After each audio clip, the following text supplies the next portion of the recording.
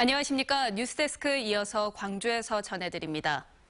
5.18 안매장 의심지로 추정되는 화순 너리째 도로 구간에 대한 굴착 조사가 다음 주 중 시작됩니다. 5.18 재단은 너리째 지역을 탐사 레이더로 조사한 결과 두개골에서 나타나는 반사파 형상을 확인했다며 오는 14일부터 발굴 조사에 나설 계획이라고 밝혔습니다. 기념재단은 또 미국 UCLA 대학도서관에서 80년 5.18 당시 미국이 광주를 폭격할 계획이었으나 체류하는 선교사들이 반대에 철회했다는 영문 책자를 확인했다며 분석 작업을 하고 있다고 덧붙였습니다.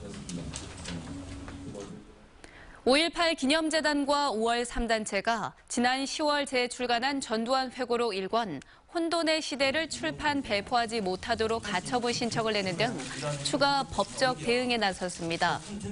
이들은 광주지법에 낸 가처분 신청에서 앞서 소송에서 제기하지 않았던 민간인 학살과 희생자 안매장 부정, 광주교도소 습격 주장 등 총 40가지 89쪽 분량의 역사 왜곡 행위가 있다며 출판 배포되지 못하도록 해달라고 주장했습니다.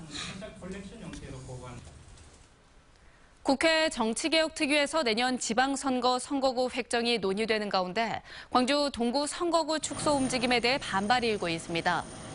이병훈 민주당 동남을 지구당 위원장과 임택 시의원은 동구가 인구 하한선에 미달하지 않는데도 두 개의 시의원 선거구를 통합해 하나로 줄이려 한다며 이는 균형 발전에 역행하고 대의민주주의를 훼손하는 것이라고 주장했습니다. 또 지역 현장을 고려하지 않은 단순 적용은 유권자 표심 혼란과 표의 등가성을 훼손시킨다고 덧붙였습니다.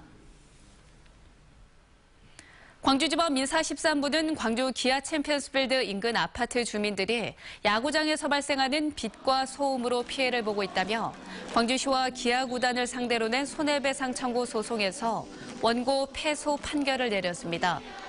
재판부는 야구장은 주민들이 건전한 여가 생활을 즐길 수 있는 공간으로 공공성이 인정되고 소음과 빛 등으로 원고에게 참을 한도를 넘는 피해가 발생했다고 인정하기 어렵다고 밝혔습니다. 주민들은 지난 2015년 9월 야구 경기가 열릴 때마다 소음과 빛공해로 고통을 보고 있다며 6억 2천여만 원을 배상하라는 청구 소송을 냈습니다. 지난 1987년 5.18 민주화운동 책임자 처벌을 외치며 분신 사망한 고 표정두 열사가 명예학사 학위를 받았습니다. 호남대학교는 고 표정두 열사가 한국 민주주의 발전에 기여한 공을 인정해 명예학사 학위를 수여했습니다. 고 표정두 열사는 1983년 호남대학교에 입학한 뒤 미등록 재정 상태이던 1987년 서울 미국 대사관 앞에서 5.18 책임자 처벌을 요구하며 분신 사망했습니다. 광주 정보문화산업진흥원이 빛가람 혁신도시 팸투어와 투자 환경 설명회를 열었습니다.